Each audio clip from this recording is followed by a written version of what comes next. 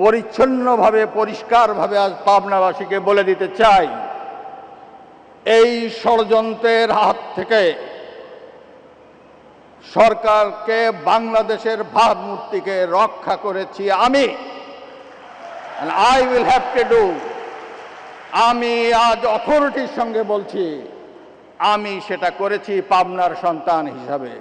কেউ আমাকে বলে দেয় নেই, আমার বিবেক বলেছে এটা করতে হবে, এটা তুমি করো।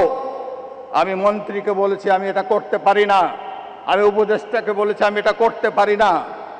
আমি বলেছি I am the last man to do it, I am the last man to do it, আমি করতে পারবো না। আমি তাই করেছি, মাথা উঁচু করে দাঁড়িয়েছি। I will, whatever I will face, I am ready to face at any time.